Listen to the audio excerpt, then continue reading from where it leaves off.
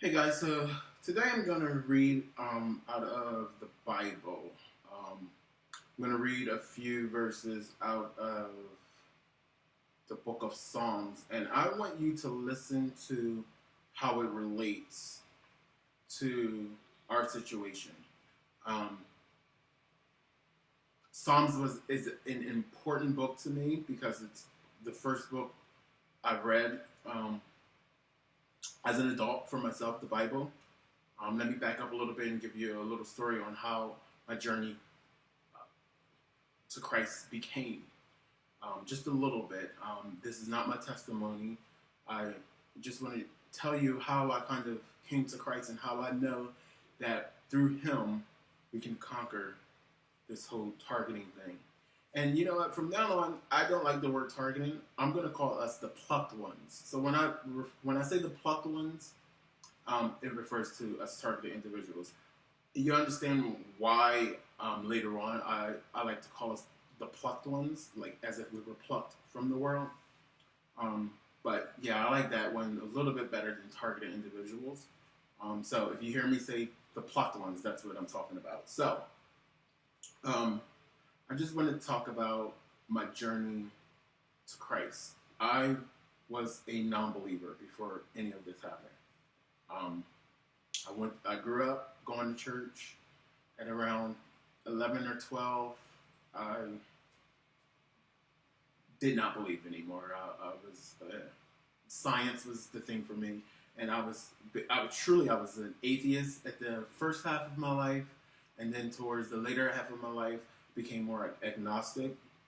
I believed that there was like something bigger than me, but I just didn't know what, and I was searching for it ultimately. Um, and I got into a lot of things like right before coming to Christ. When this started happening, I started looking for something spiritual, and Buddhism seemed cool. I started reading a little bit about Buddhism. I started doing yoga a little bit, but it was weird how that came about too. But anyway, um, so my journey to Christ was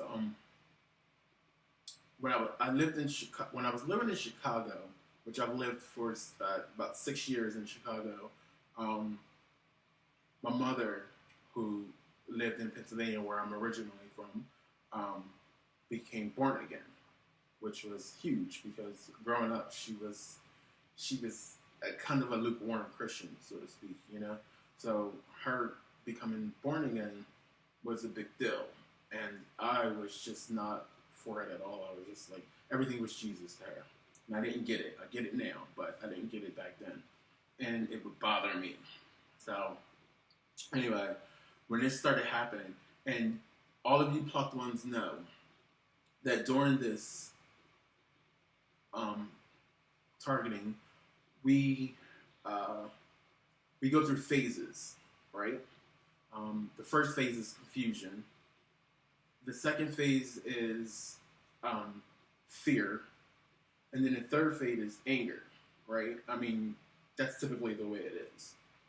Well, I was on the cusp of the fear and anger part, and I was driving along a highway, and I was being surrounded by the enemy, and they were coming at me full force at this point, and I pulled over to one of those,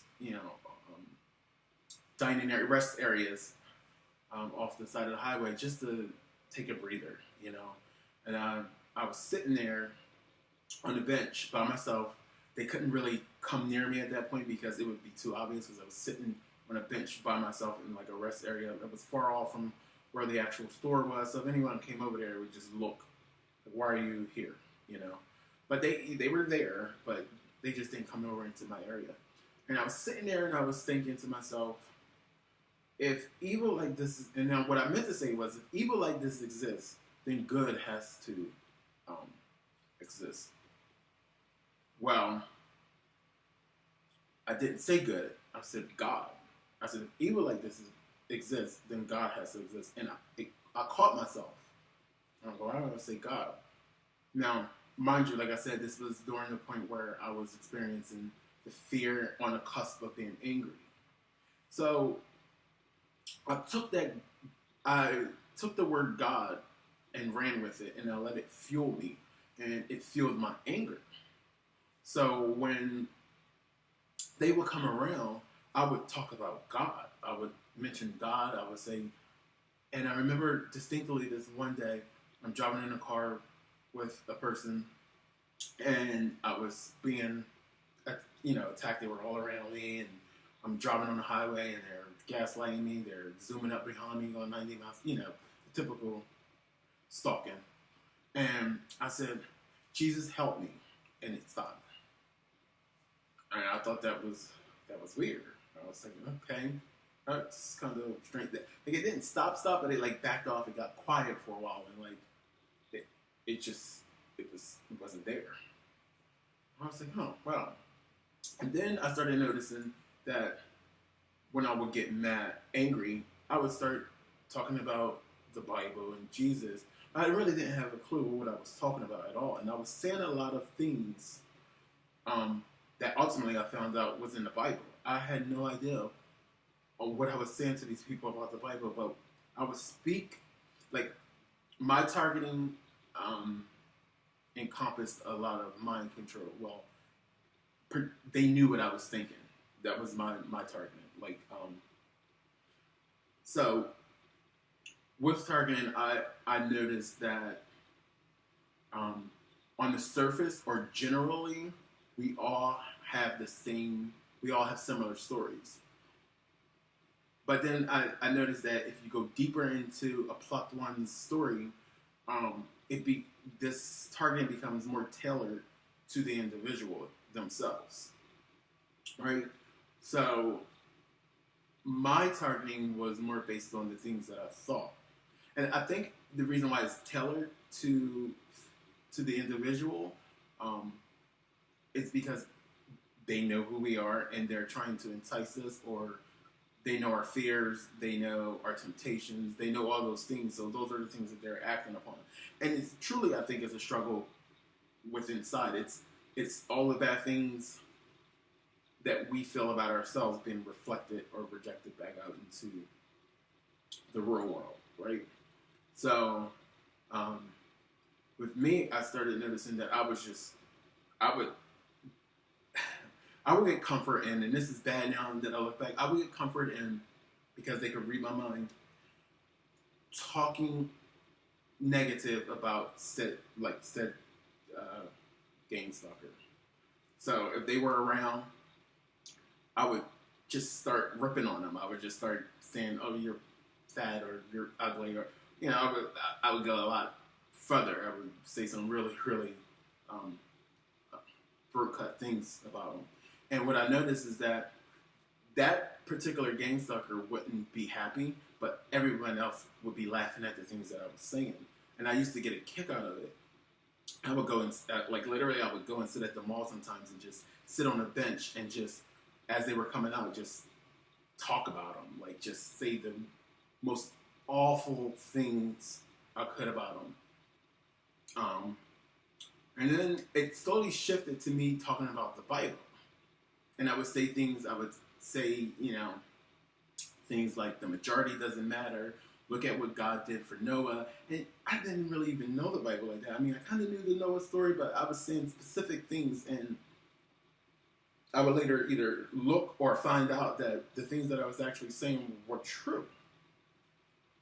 And so all of that together just sparked an interest in the Bible for me. And I started thinking that maybe Jesus was the way. But before I wholeheartedly came over to Christian side, like I said, I dipped and dabbed in other things. I was trying not to go the Christian route, believe it or not. I was trying to stay away from it, even though I knew that that was the only thing that had worked for me before. And so, like I said, I tried the spiritual thing. And then one day, I said, well, Jesus worked at one time. Let me open up the Bible and just see. And I said, wherever the Bible lands, I will read from there. And it opened up, right at the book of Psalms. Changed my life. Completely changed my life. I was reading Psalms and I'm like, what are these? What are, like? First of all, I didn't know they were songs and poems, right? And I'm wondering what are these like? What, he's talking about my life, like. I'm sitting here reading these songs and these poems, and I'm just thinking, this is insane. Like, how does this Bible know what I'm going through? That's how I felt. I was blown away by some of the things that was written in Psalms. I was like, this mirrors my life. And then I started thinking, well, how can a book that's 2,000 years old relate to something that I'm going through today on such a deep level? Now, the things that David is writing about in Psalms, they're what all I think what all TIs experience. They're the generic surface things, not the deep individual stuff that we go through during our targeting. But they're the surface things, and I found that to be comforting, so to speak. Like it spoke to me in ways that nothing else spoke to me. Like not the Buddhism, not the Taoism that I started, not the yoga, not any of the books that I've read before, not the self-help books, not what my friends and family was saying to me, but this book spoke to me on such a deeper level. And so I wanted to read just 4 verses out of Psalms today. It's Psalms 3, Psalm 6, Psalm 7. And then for me, once, like, the Psalms are a mixture of things. So it's David, like, crying out for help. It's also, like, after he gets help. It's also while God's helping him. It's all different stories. So the first 3 are God just, of David explaining to God, like, what he's going through and asking for his help. And I'm going to read them. Psalm 3. And for those of you who are not Christian, when I read these, you tell me if it sounds similar to your situation at all whatsoever. If you hear something in these words that seem similar to what you were going through or are going through. Okay? Psalms 3. And I'm reading out of the Gideon Bible, by the way. I like the Gideon, actually.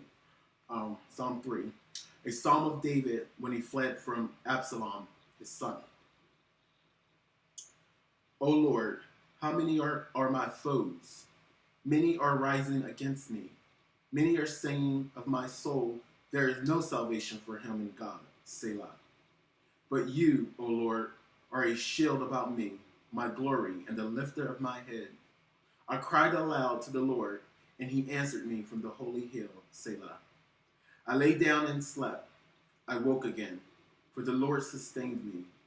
I will not be afraid of many thousands of people who have set themselves against me all around. Arise, O Lord. Save me, O my Lord, O my God. For you strike all my enemies on the cheek. You break the teeth of the wicked. Salvation belongs to the Lord. Your blessing be on your people, Selah.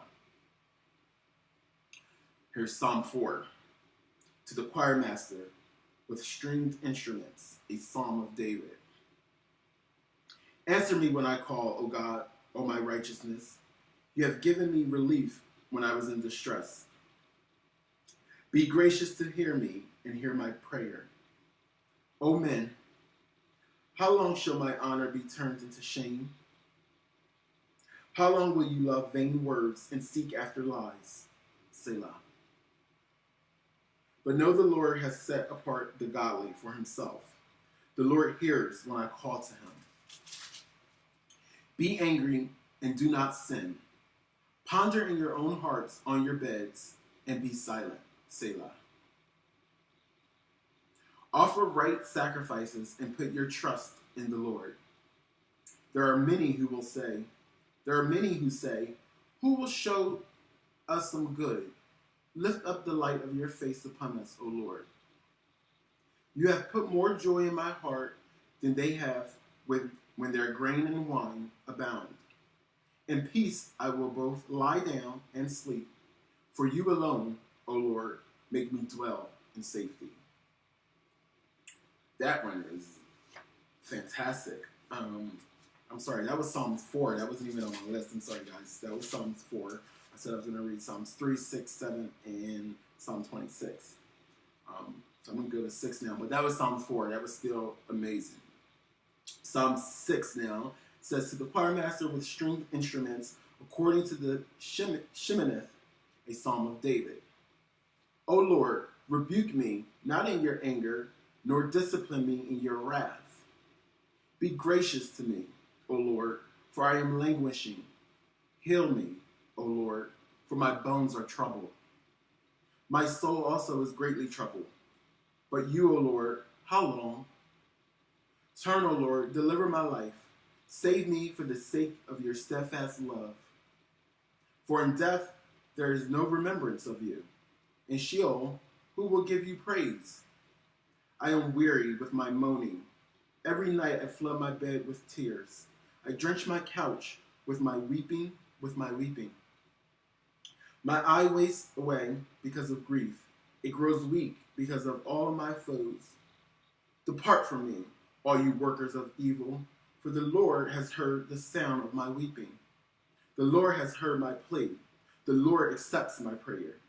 All my enemies shall be ashamed and greatly troubled. They shall turn back and be put to shame in a moment. When I read these Psalms, I was like a little child in a candy store. I was so giddy. I was like, oh my God, I just need the Lord. It was great. It was a great feeling. To finally have some relief after, I don't know, 6 or 7 months of just confusion and distress and fear, and to read these things, it was just like, Psalm 7.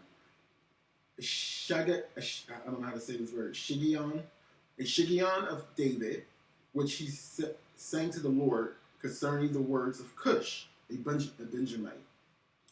O Lord my God, in you do I take refuge. Save me from all my pursuers and deliver me. Lest like a lion they tear my soul apart, rending it in pieces with none to deliver. O Lord my God, if I have done this, if there is wrong in my hands, if I repaid my friend with evil, or plundered my enemy without cause, let the enemy pursue my soul and overtake it, and let him trample my life to the ground, and lay my glory in the dust. Selah. Arise, O Lord, in your anger. Lift yourself up against the fury of my enemies. Awake for me. You have appointed a judgment. Let the assembly of the peoples be gathered about you. Over it return on high. The Lord judges the people. Judge me, O Lord, according to my righteousness, and according to the integrity that is in me. Oh, let the evil of the wicked come to an end, and may you establish the righteous. You who test the minds and hearts, O righteous God. My shield is with God, who saves the upright in heart. God is a righteous judge, and a God who feels indignation every day. If a man does not repent, God will whet his sword. He has bent and readied his bow. He has prepared for him his deadly weapons, making his arrows fiery shafts. Behold, the wicked man conceives evil and is pregnant with mischief and gives birth to lies. He makes a pit, digging it out, and falls into the hole that he has made. His mischief returns upon his own head, and on his own skull his violence descends. I will give to the Lord the thanks due to his righteousness, to the name of the Most High. So you hear that? To help you, you will have to repent. I'm going down because my video is acting up, as you can see. But I just wanted to put it out there for all the ones who has not came to Christ yet, that Christ is the way to help with your salvation. My next video will be my full testimony. That's going to be a little bit longer. I want to start from the beginning where I was actually stopped and just didn't know it for a while because it came slow. It came really, really slow. The devil let me do some really horrible things first before um, fully showing itself to me. Basically, what he did was he squeezed me like a lemon, got everything out of me that he wanted, and then he threw me away. But that's for the next video. I did want to read Psalm 26. I'm not going to have time because it's going to stop. I know it is. But if you're out there, you read Psalm 26. Actually, read the whole book of Psalms. You will feel so comforted. It's the very first book I read in the Bible, and it changed my life forever. So I want to say God bless to all of you out there. This is very amateur video right now. I'm just getting started. I don't have my Logitech camera. It's a camera, like a $10 camera I got from eBay or something, Amazon. So I'll be upgrading equipment and maybe doing more modern type videos.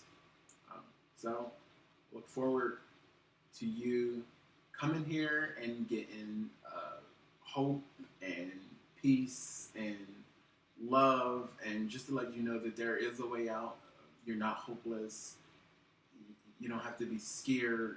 You just have to put everything into the Lord Jesus Christ. He will work it out for you, I promise. And I'm going to go, and you guys have a good night. Thank you for listening, and subscribe because I will be putting future videos out.